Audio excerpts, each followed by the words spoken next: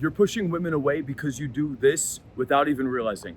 There's three main concepts I want to discuss with you guys in this video. The first two are pretty similar sticking points. The third one is a topic I struggled with a lot in my own relationships, and it took almost a decade to really uncover these mistakes. So the very first one that I want to share with you guys is very common. I see a lot of dudes when they first go out, they start trying to go up and talk to women, whether that's daytime, nighttime. You meet girls through your social circle or whatever. You start getting into interactions. Initially, this will be very intimidating, or you might have high levels of anxiety just around going up and talking to women. But as you do this more and more, eventually you'll start to actually get into conversations with women, right? You'll actually notice that some girls are actually somewhat receptive to you going up and talking to them even. But the very first thing I notice with a dude who overcomes that initial fear of starting to go up and interact with women is very early on, within the first like 1 to 2 minutes of an interaction. This might even happen to you on a date.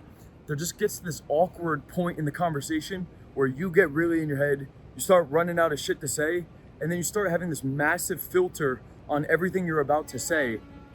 And what do you think happens because of that? You get even more in your head, the vibe is just going down, and now it starts to have this like awkward silence, and the girl's just kind of sitting there like, you know that feeling, right? Or maybe you've seen it in a TV show if you haven't even experienced it yourself. But the dude will start to freak out at that point, and he'll actually just eject from the conversation. Like, I actually see a lot of dudes talking to girls, and it's not even going that bad. Like, it's not that bad. The girl is actually somewhat interested in conversation. Doesn't mean she's sold on you, but she's open to having a conversation with you. And the dude gets so nervous, and he has such a high criteria or expectation of what he needs to say because of this filter, that he just can't think of anything, and he just ejects from the interaction. Have you ever been talking to a girl that makes you nervous and it's probably not even going bad? Like, otherwise she would have ended the interaction. You're talking to the girl and you're the one that ejects from the interaction. You're pushing her away as a means of just facing a somewhat potentially uncomfortable situation. Like, she was actually down to keep talking to you, dude. She was actually down to keep talking to you. You talked yourself out of it. You pussied out. I guess it's, it's an ejection because you don't want to sit there and potentially, like, you reject yourself because you don't want her to reject you. That's really what happened in that first situation. And I struggled with this a lot. Like, when I first started, when I was like 24, I'm 34 years old now, but 10 years ago, when I first started going up and approaching girls, the very first fear I had was I couldn't even go up and start an interaction. Daytime, nighttime, no way in hell I was going to go on a date. Even in school, even in college, even if you were in class, I couldn't talk to you. And then eventually I got over that fear, that anxiety. But then the next biggest thing was, like, the moment I would get into the conversation, I would just have to eject. I would just pussy the fuck out and dip. I had one client telling me he starts sweating so bad that he has to eject because he doesn't want to see the girl's gonna notice he's breaking out sweating. Which, I don't know, I think regardless, you need to sit in that situation and deal with it at least a little bit. You got to kind of face that initial anxiety and sit in that fire a little bit. And I'll talk more about this after the third point, because it's somewhat of a similar solution for all three of these concepts, even though it's different situations. The second situation is further on in the interactions, because this used to happen to me a lot. I got to a point where I would go out, I was creating attraction with women, I was getting a lot of interest, I could carry conversation. I was honestly somewhat smooth in the nighttime environments. If I drank a little bit, this is more like in my mid to late 20s. I was starting to become a little bit more confident in these environments. And even on dates, I was getting better with these interactions. But what I noticed at this point, though, was that I could tell that some girls really liked me, and they actually wanted to either go on a date with me or potentially even hang out with me after the location I met them at, like continue to hang out with me that night. And I was, again, afraid because I wasn't very experienced sexually at this point. I had gone out, I had gotten better at talking, I had gotten better at approaching, and in hindsight, I would just get drunk and go out and approach to kind of prove to myself that I was cool and confident. It wasn't even about these women. I grew up very antisocial and shy and unconfident. And so when I learned these skill sets, I realized I could go out and do this thing. And so honestly, guys, upon reflection, I went out and did a lot of these things solely as a means to prove to myself that I was cool. And that's why, in hindsight, I just wanted to create high levels of attraction with women. I wanted girls chasing me. I didn't want to be the dude who got rejected anymore. I wanted the validation. and the approval and the confirmation that I was a cool dude with women. And so I got really good at approaching the conversation, but it was still at a point where I wasn't confident sexually. I didn't know how to please a girl. I was only cool on the front end of the interaction. If you actually brought me home, I couldn't bring that big D energy in the apartment or in my room, because I was nervous, wondering what's gonna happen if I try to escalate, or if I come too quick, or if I don't know how to please her. And so I would just start acting closed off. And what would really happen was, before I would even get to that point, I would eject out of the interaction. I would self-sabotage the interaction. I would start to get tired earlier on in the night. I would start to come up with excuses of, I gotta get home early tonight. I got a long day tomorrow. I didn't get much sleep last night. I already did this, and this today. It's already a win. I could call it a night, or I could call it here on the date. I'm not saying you need to bring girls home and you need to smash and you need to do these things, but you need to understand the place it's coming from. Because if I'm in an interaction with a girl and I'm genuinely connecting with her and we've been hanging out, and I'm just avoiding or self-sabotaging going to the next step as a means of avoiding myself getting rejected, that's the problem. I was pushing the girls away because I was avoiding the potential situation where I could get rejected or look stupid. And so in both scenarios, 1 and 2, I told you that these were similar, right? Third one's completely different. They all have similar solutions to them. I'll explain that in a minute. But in both of these scenarios, whether it's on the front end, when it's running out of things to say, or getting a phone number very quickly and ejecting. I notice a lot of dudes do that too. They'll start flirting with the girl. They go up, they approach, they ask for a quick number, and then they leave because they don't know what to say, and they just panic, and they got the number. Okay, I got the number. You didn't win shit, my dude. It's gonna be a flaky ass phone number. And then same thing in this scenario. Like, I would tell myself it was good enough, but I was really just avoiding a potential situation where I could get rejected. And so you're pushing women away, guys. I promise you there's different phases to this. It could be off the open, could be in the middle of the conversation, could be bringing the girl home. You eject out of the situation. You push the girl away and you make an excuse as to why you don't go take the next step.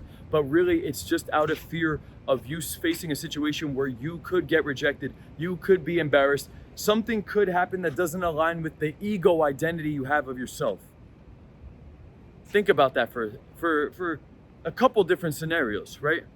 The third situation I want to talk about, completely different, because once you actually start dating a girl and it's going well, and you got beyond the first couple of dates, you probably got sexual, you've been intimate with the girl, or you've just been seeing her for a while and things are going really well, right?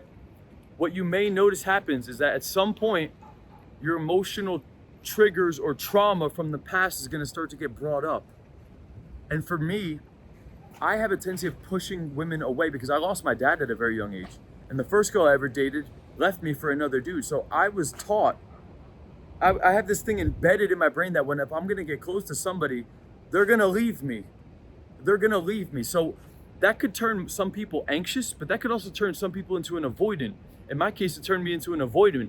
So when I get triggered, a lot of the times if I'm dating someone and I start to get triggered, what I will do is I will start to push the person away, become very dismissive, want a lot of space, and start to actually look for all of the reasons that I shouldn't be in the relationship. I start seeing the other side of things. Now, if you stack that in with also understanding how to go out and pick up women and constantly have one-night stands and go out, approach, create attraction, and get validation from those things, you could see how that could be a very deadly combination, right? Go out, date someone, it starts going well, they start doing things that trigger me, and I have red pill theory brainwashed into myself, and then I start looking for all the reasons that I should be single, and then I just run away from the thing because of the trauma that got triggered, and then I go back out into the world, and I start going out and trying to approach to get new validation, to find a new partner that I could confirm the new identity with, and I start dating them just for a little bit until I get triggered there, and then I go to the next one. And that's why a lot of these people say, oh, she was crazy, it was cool, but until she was crazy. It's like, no. You go out, you attract what you are, you start dating, you don't know how to properly communicate, and then you get triggered, and then the same cycle goes over and over and over again. I see a bunch of grown-ass men, but really, they're little fucking kids down deep inside. They still just have that hurt little kid inside, man. That's what it is, dude. And trust me, I've been the same guy. I am not saying I'm healed. I'm definitely more healed than I was. I wouldn't say I'm 100% healed, but I am very, very aware of these things. I can confidently speak about these things because I spent years running in circles with this shit, man. And it doesn't have to, you don't need to be a dismissive avoidant to suffer from these things. A lot of people are the opposite side. They're on the anxious side. And you could even push women away this way. Like you start falling for the girl, some trauma starts getting triggered, and you start getting needy as fuck. Needy as fuck. Anxious as fuck. It could be on either side. Like I'll sabotage because I'm like, no, this isn't it. And I start looking at all the other reasons, and then I go cold and distant. And I can never really connect with a girl deeply long term because of that trauma, unless you heal it. Or it could be the opposite side. You start falling for the girl, and then you have the anxiety that's getting triggered. Then you end up being like needy, and if she's a certain way, it could not mesh well that on that opposite polarity. Right? So you push women away on both ends, depending on your situation. But if you're not aware of all of these things, and you're not actually putting in the work to fix these situations, it will just be an infinite loop. And that's what I see with a lot of these alpha males. There's a lot of alpha males running around, just running through this circle over and over and over again, and then they talk shit on the girl. It's like, why is it the girl? If it's so much on the dude to be the leader, the masculine one that sets the tone for the woman to follow, why can't you set the tone in the relationship then? I think you're a reflection. You and your business and your girl and your relationship, it's just a reflection of how you are with yourself, your self-talk, man. It's a relationship of what you have internally. Your business, your girlfriend, your relationship, it's all a reflection of you and the way you treat yourself, in my opinion. If that shit is not healed deep down, how could you build something externally? I have tried to do it the opposite way. I'm just speaking from experience here, guys. Very raw, real topics that I don't see anybody talking about.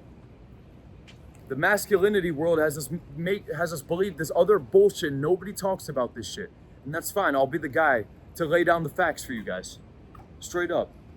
Regardless of which situation you're in, either on the front end when it comes to approaching conversation or asking girls out, running dates or bedroom, or even if it's in the relationship side of things, no matter which one it is, you need to be aware of which one you're at, and you need to face that situation over and over and over again. Stop running from the thing.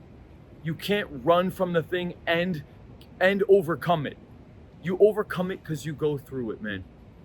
You're running out of things to say. You're afraid of approach anxiety. You're afraid of dating. Face the fear daily, dude. Sober. Face it daily, sober. That's how you will get desensitized. That's how you will make progress and growth. You put that muscle under tension. And then by doing that, the muscle will grow, man. You're more in a relationship, you're getting triggered. You got to do some reflection within. Don't become dismissive and avoidant and run away from it. The growth happens when you're sitting in that thing. You might need to go to therapy. You probably need to do some therapy to get it figured out.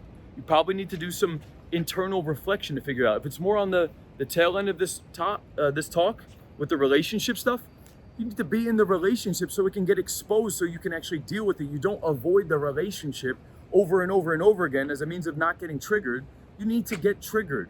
You need to get the anxiety triggered, whether it's on the approach, the date, the sex, or the relationship. The trigger needs to come up so you can sit there sober and face it daily and work through it. That's how you overcome it. Something I'm doing on a daily basis right now. I have a therapy session today at 1 o'clock. Therapy session today. Can't wait to talk about my shit. It's not just therapy though. Dudes use therapy as an escape to not do the thing. Well, I'm not gonna do this, I'm gonna go to therapy. No, you do both, bro. You need to get exposed to it on a daily basis and go through it, and then you reflect. You write down your daily reflection, align with your goals, track your progress, acknowledge the wins, track the regrets, and then you move forward 1% daily. That's how you're gonna overcome these situations. And if you wanna fast track the process, maybe you wanna get better with the approaching or the conversation skills, or get better with landing dates or the bedroom stuff, or even strengthen your own internal trauma, your internal mind, like the mindset and all that stuff, to have a strong, healthy relationship, regardless of where you're at, guys. I can help you with that stuff, man. Click the button below. Check out the brand new program. You can work with me directly. Insane offer going on. One-on-one coaching, group calls, community, all the content. It's all in there. All areas of self-development and confidence. Okay, click the button down below. That's all for this video, guys.